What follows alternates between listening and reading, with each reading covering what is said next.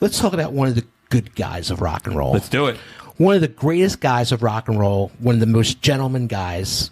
Everybody has something great to talk about him. It's Carl Perkins. Yeah. Absolutely. Carl Perkins was one of a kind. He was such a gentleman. If you never heard of Carl Perkins, he was the original, we'll call him a picker, a guitar picker, which is basically the guitar solo. Carl Perkins totally influenced a bunch of guys from the Beatles and the Rolling Stones. Do we have any of his music? Yeah, so there's a little song that he wrote that many of us may have heard of before that people may not know it's his. Go, cat, go, but don't you step on my blue suede shoe. You can do anything but lay off of my blue suede shoe. Well, you can knock me down, step in my face, slander my name all over the place, and do anything. Even the little pauses he does.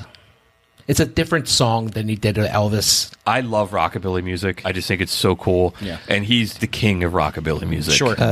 There's a great story about how he came up with blue suede shoes. Carl Perkins and Johnny Cash were standing at a bar, and there was a couple dancing.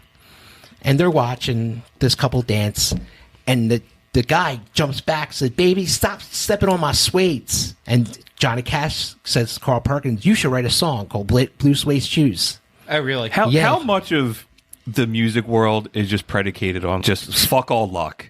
You know, it is. It's all luck. it is. Lennon and McCartney just happened to grow up in the same town. That they just happened to be in that bar, and that dude perfect timing. stepped on the shoe. Carl Perkins could have been getting a drink and looking the other Not way, even or noticing what was going on. And it's just that's a huge fucking song. And to Good have for Johnny Lord. Cash stand there and tell you, "Hey, you should write a song." Exactly. Yeah, every one of these big musicians, I tried to figure out how did they get into Sun Records, because Yeah. there's so many of these guys that Yeah. are all in the same place at the same time, and it's just this isn't happening anywhere else in the country. But I think it was because where they were, like in the South, rock and roll had this country feel to it. You know, it had to be in the South. Especially with that song, you can hear the Western. I mean, country Western music turns into rockabilly, and then it blends in with the blues, and it gives us rock and roll music. He was kind of famous doing rockabilly stuff all around the South, and he heard Elvis. He heard Blue Moon of Kentucky on the radio, and he said, "Sam Phillips gets what I'm trying to do with rockabilly music. I need to be on that guy's I'm record gonna label. go knock on his door." I'm going to him." Yeah. Right. It's the musical. He's the Samuel L. Jackson, and these are the musical Avengers all coming together. Yeah. It's like I'm building a team. Yeah. How much influence do you think Sam had over the artists? A lot. I think he guided them. He didn't have influence on them, but he tried to guide them in a direction that he heard. Would you call him the first producer? Because back then there was He's no the such godfather thing. of producing. Yeah, definitely. Like, he persuaded artists like, "Oh, it doesn't sound this way. You should do it like this way, John. Like rather than this way." His techniques were groundbreaking. Later on, the next half of the show, I'll get into how he I like to talk recorded. about that. Yeah, He was the chaos. He saw the music in the chaos. yeah. Carl Perkins too he joins the label right as Elvis is leaving. Yeah. And when Elvis leaves, and we'll talk a lot about Elvis, Sam Phillips then turns to Carl Perkins and goes like, "You're my guy." And they said, like, I guess at some point they were both on the label together, and Sam Phillips bet them that whichever one of you sells 1 million records first, I'll buy you a new car. And Elvis leaves. Sam Phillips and Carl Perkins do Blue Suede Shoes, and that becomes the first major hit Yeah. for Sun Records. And Carl Perkins gets the car. Later on, Elvis, they were really trying to make Elvis record that song. And obviously, Elvis did record Blue Suede Shoes.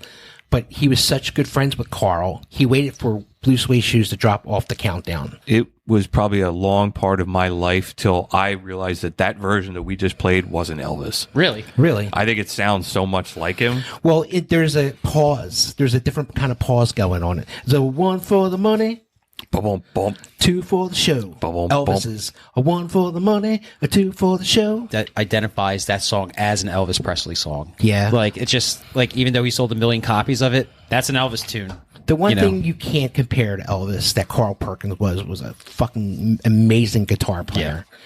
If you go on YouTube, you'll see like rock and roll royalty bow down to this man. I've seen footage with Eric Clapton, George Harrison, Ringo Starr, all jamming with him at once, and Carl Perkins looking at them like they're his kids. Oh, really? Oh yeah. He's like, man, these kids can play the guitar. Man, watch out. George, play a lick, George. Like he's so like confident. What year was that? Do you think that In they the recorded that 70s. in the 70s? In the So they were 70s. still young. So they were kids. Well, still. he looks, Yeah. he looks at them as kids. Yeah. You know, I watched something else that Paul McCartney was like bowed downing Sure. to Carl Perkins, being like, we really had a hard time understanding how you made those notes. He was like, "Oh, Paul, I would have showed you if I was sitting there." He seems like a very kind man. He was a very good man. He had the best attitude in rock and roll I've ever seen. Yeah. Have in my notes a quote from Paul McCartney. He said, "If there were no Carl Perkins, there's no Beatles." Sure. No, I think anybody that took mostly influence was George Harrison. Absolutely. You hear George You hear Harrison's playing, and you listen to Carl Perkins. They just have that picking sound. Like, I don't know this for a fact, but I'm sure he's number one, like, influence over George Harrison. You listen to those early Beatles things, like the way that even his finger styling that George used was totally Carl Perkins. And Carl Perkins is another guy that, again, is kind of fading out of People music. forgetting about him. Everybody listen to Carl Perkins. Get him back into the shine. Go listen. Get off your ass and go listen to some rockabilly Get your music. kids an instrument, drums, guitar. It doesn't matter.